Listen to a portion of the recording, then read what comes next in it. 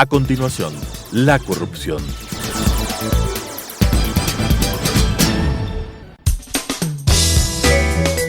Clasificación B, bajo supervisión de un adulto.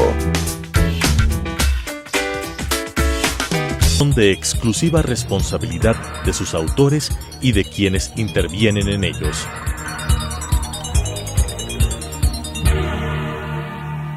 Telesucesos, Canal 29, UHF presenta La Corrupción. La corrupción es una asociación para delinquir entre corruptor y corruptos. ¿Podemos seguir siendo complacientes frente a este flagelo? Con la conducción de Freddy Bravo. La corrupción. ¿Qué tal, amigos? Qué gusto estar con ustedes. Quisiera iniciar con un tema del cual en redes sociales, los noticieros, y yo diría ya se ha transformado en un comentario importante desde el punto de vista de la obligación que tiene el Estado de precautelar por la seguridad de los ciudadanos, por garantizar el respeto a sus bienes. En definitiva, es algo a lo que no podemos renunciar.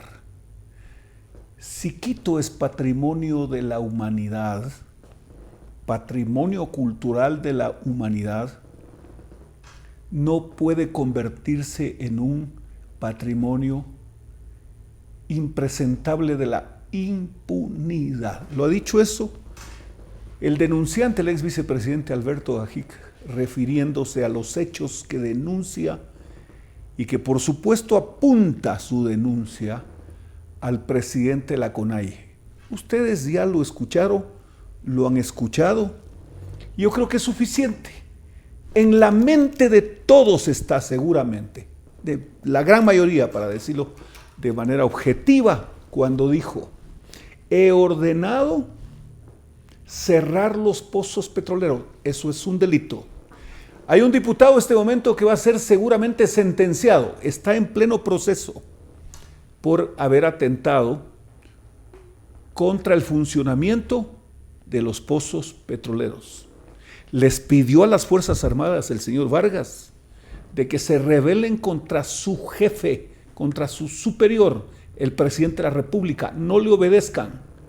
Vamos a votarlo. ¿Qué les parece? Pero a propósito de este tema, yo quiero invitarlos para compartir una rueda de prensa que hace pocas horas diera el ex vicepresidente Gajic. Veamos el video. Primero que quiero decir es cómo ocurrió lo de la denuncia. Fui a Quito y la persona que me recibió, Freddy Bravo, que es un viejo amigo, con su hijo Gonzalo, estábamos camino a una reunión profesional y le dije: pasemos por la Contraloría. Y al ver la Contraloría General del Estado, visité al Contralor para darle mi solidaridad como ecuatoriano, buen amigo, y las personas que estaban en la superintendencia de bancos donde estaba operando la Contraloría en una oficina prestada tenían lágrimas en los ojos. Les dije que el enemigo había atacado una institución que en estos momentos era básica en la lucha contra la corrupción, que era un galardón que el enemigo le otorgaba. Luego conversé con el Contralor sobre lo que se había vivido en el Ecuador. Al salir de esa reunión, sencillamente le dije a mis acompañantes: por favor, llévenme a la fiscalía. Y con un impulso de... Efectivamente, así se dieron los hechos. Es que es impensable para aquellas personas que se han acercado al lugar, han pasado por las calles 6 de diciembre, Tarqui, por supuesto, la Juan Montalvo. Ustedes ven un edificio destruido. ¿Cómo pudo haberse salvado alguien si se encontraba funcionario de la Contraloría en ese edificio? Y no se diga el Contralor General del Estado. no es que el propósito seguramente fue solo desaparecer los documentos, los procesos, las evidencias, pero claro, no contaban con que todo eso estaba previamente digitalizado y está en la nube y por supuesto en archivos técnicos y en los propios archivos de las instituciones de donde se originan las obras que son auditadas. Pero es que, ¿a quién hay que responsabilizar de semejante destrucción? Pero además, el propósito de ir a la Contraloría General del Estado, si tenían éxito, lo más probable es que iban a la Fiscalía. Y si por supuesto esto no llegaba a su final, lo más seguro es que llegaban a la Corte Nacional y particularmente a la sala donde funciona o donde ejerce su función como jueza la jueza Camacho. Porque es obvio, como eso no les resultó,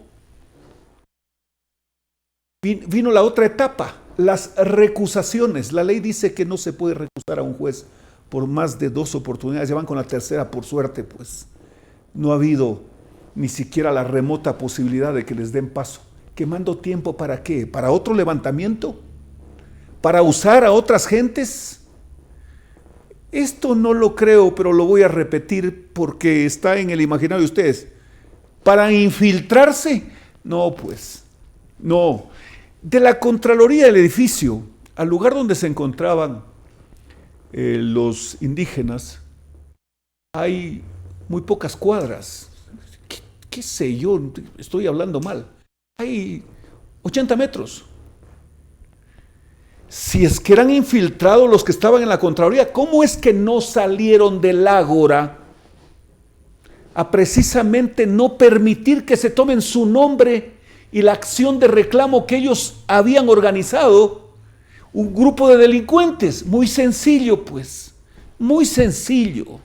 Si yo voy a dar una serenata en una casa y de pronto se aprovechan unos delincuentes para meterse a robar en esa casa, por lo menos se llama a la policía y trataré de hacer algo para evitar que mientras yo doy la serenata, ellos se lleven todo lo que más avancen.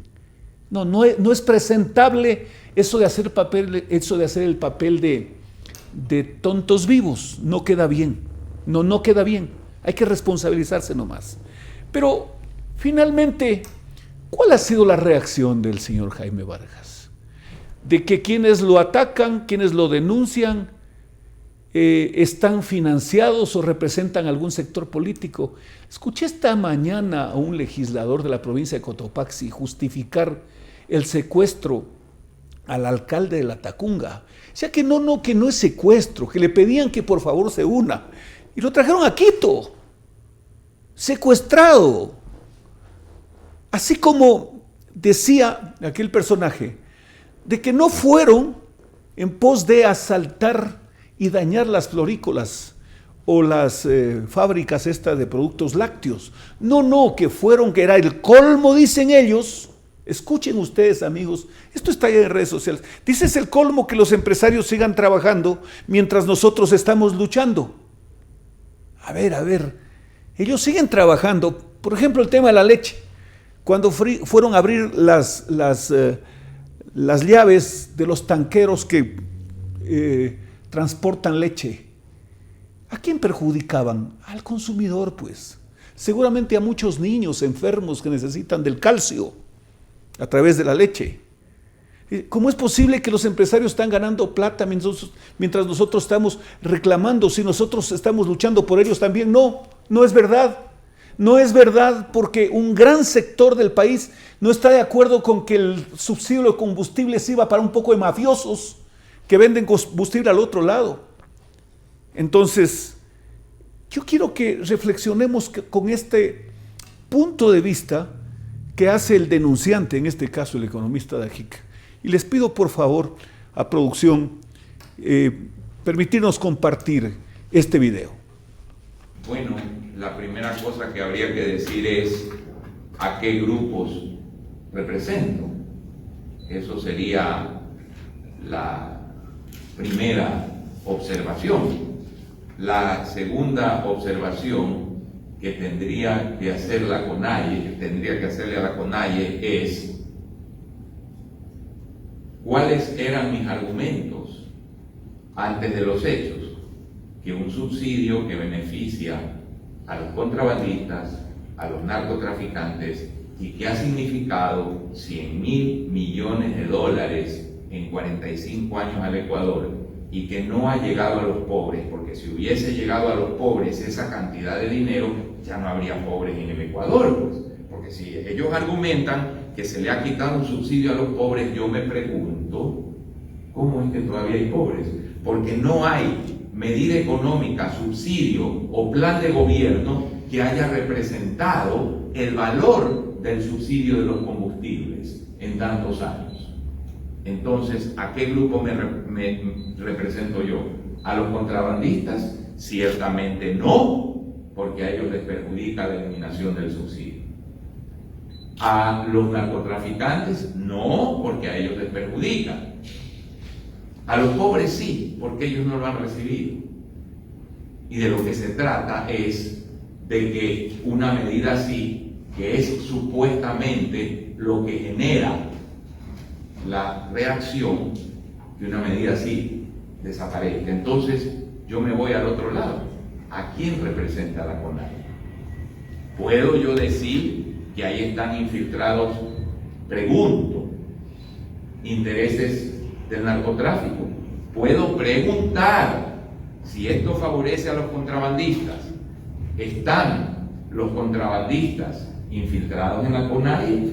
¿Puedo preguntar si esto favorece a sectores pudientes y no a los pobres? ¿Sectores pudientes están financiando a la CONAIE? Pregunto, porque lo que es claro... Absolutamente claro, y comparto. ¿Quiénes son los beneficiarios? ¿Quiénes han sido? Solo hagamos una reflexión, más o menos tomando esa explicación, porque la comparto, porque he escuchado a algunas personas decir que la comparten. El subsidio ha tenido en estos últimos 40 años 100.000 millones de dólares ha significado el subsidio. 100.000 millones de dólares. La pregunta es, ¿esa plata fue a los sectores más necesitados? Supongamos que hubiese sido invertida esa cantidad de dinero en vivienda.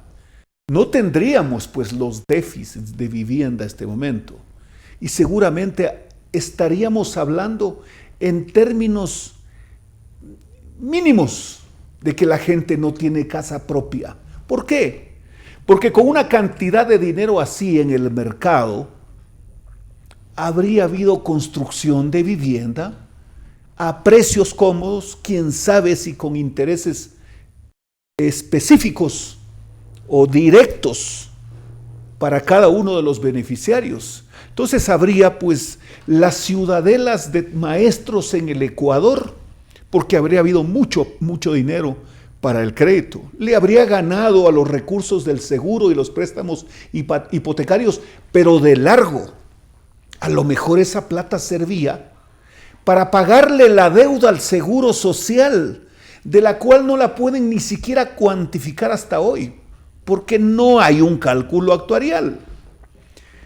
Yo digo, en la Tacunga, en Salcedo, en Saquicilí, en Pujilí, en Santa Isabel, en la provincia del Oro, en Chilla, en Piñas, en Portobelo, en El Guabo, en Loja, en Celica, en Zapotillo, en Gonzanamá, en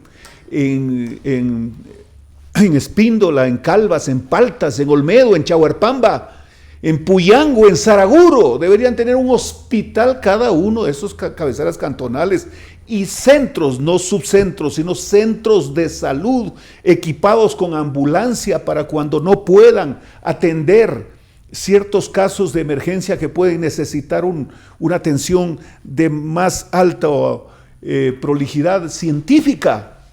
No, pues en el Carche habría, en Santa Marta de Cuba, en Julio Andrade, en todas partes, en El Ángel, en Bolívar, en todas partes habría una infraestructura hospitalaria con esa cantidad de dinero. Con esa cantidad de dinero no habríamos llegado a la, casi se me sale un término, a esto de las escuelas del milenio, porque todas las escuelas en un barrio, en un caserío, en una parroquia, en un cantón, tendrían pues por lo menos una gran infraestructura. Y por supuesto, no se diga a estas alturas, con laboratorios, con computadoras, pero todo se habría hecho. ¿Qué pasó? ¿Dónde se fue ese dinero? Ese dinero se fue en el contrabando, ya se ha dicho, pues, y alguien puede decir. ¿Y qué pasó que no controlaron? ¿Y qué pasó que no controlaron? No, pues, estas distorsiones son más fuertes que los controles, porque voy a hablar en términos redondos para explicarme. Si el diésel cuesta en Macará, en Zapotillo, en Amaluza, $1, y al otro lado cuesta $3. Por favor, pues, no es que van a pasar por los sitios convencionales y tradicionales, por los puentes, no, pues, pasan por toda la línea fronteriza y lo mismo ocurre en las otras fronteras, en el norte, y lo mismo ocurre en alta mar, pues, estimadas amigas y amigos. Es decir, ese atractivo fue para los traficantes de combustible. Y algo muy grave que se ha escuchado en estos últimos decir, que en el norte pasaron combustible barato para usarlo en el procesamiento de la droga. Pues esto es terrible. Y que eso incluso les permite una competencia en costos con otros sitios donde procesan la droga. Esto es absolutamente inaceptable. Entonces, lo hemos dicho más de una vez, ¿qué debió haberse hecho siempre, no solo hoy? El subsidiar directamente a la persona que necesita, es decir, un subsidio directo. Pero ¿qué se hizo el dinero? Y quiero recordarles un tema. Por allá por el 2009, 2010, si no estoy en un error en la fecha, pero en el hecho no estoy en un error, Correa mandó a incautar las bombas de gasolina de la frontera. ¿Lo recuerdan, amigas y amigos? Todas las de Loro, de Arenillas, de Hualtaco, de todo ese sector de Huaquillas, en Loja, en Cariamanga, en Macará, en Zapotillo, mandó a incautarlas. Sí, porque no fue consentido, no fue negociado con las personas que tenían esta actividad. Les quitaron la bomba, punto. Y ya veremos cómo les pagamos. Yo quisiera preguntar, y ahí hay un reto para la gente de la ARCH, que es la agencia que regula este tipo de actividades. Cuando estuvieron en manos del Estado las gasolineras, ¿creció o bajó el consumo? Porque no hay mucho donde perderse.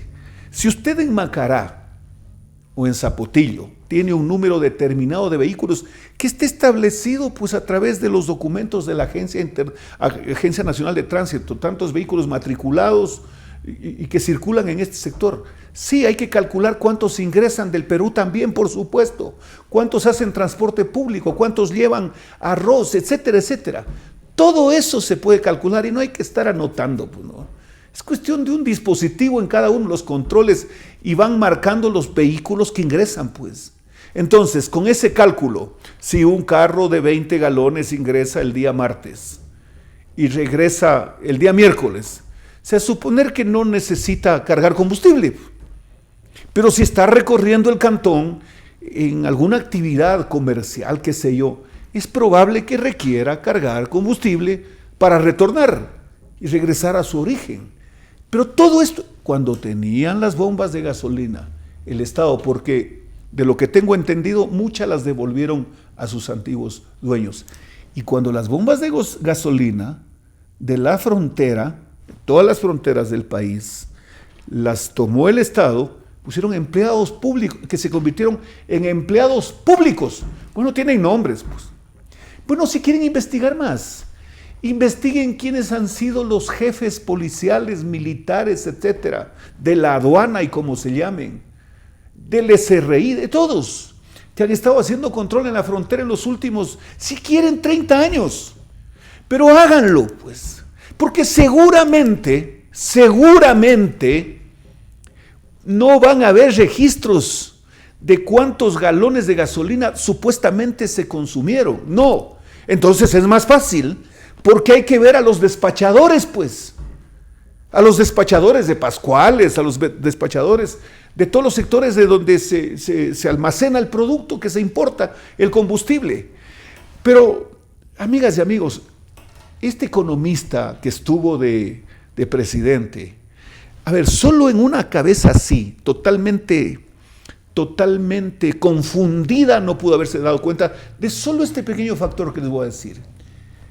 Disfrutaba él de los precios del petróleo altos. ¿Recuerdan ustedes? Ah, no, pues era casi una obra de Chávez que el petróleo subía por Chávez, porque Chávez le viraba la mano a la OPEP. Payasos impresentables, son de última, son de alata. Pero cuando el petróleo estaba alto, nosotros exportábamos petróleo e importábamos derivados. ¿Y la importación con qué precio era? ¿Con el precio anterior de cuando el precio estaba bajo o con el precio alto? Qué sencillo, qué simple. Es decir, nosotros necesitábamos más dinero para el subsidio porque no movíamos el precio del combustible.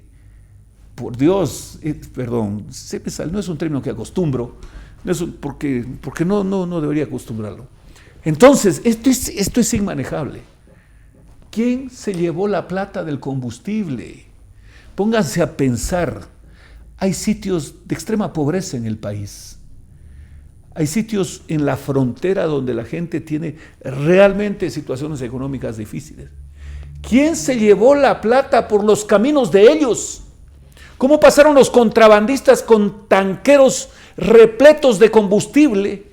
Pero además no solo eso, porque ni siquiera traían el dinero, porque si vendían por contrabando en el Perú, lo depositaban en cuentas del Perú y lo propio en cuentas de Colombia, pues. O quién sabe si hacían transacciones internacionales y directamente lo llevaban fuera, porque a un contrabandista del combustible que saca dinero del Ecuador, muy sencillo, pues no, con transferencias, etcétera, hasta tenían que pagar el 5%, que dicho sea de paso, una aberración, es una tontería. Ya creo que eso está eliminándose del todo, nunca debe haber existido y no sé cómo desde el primer día este gobierno, bueno, tendrán sus razones y ojalá fuesen técnicas, no lo eliminó, pero así.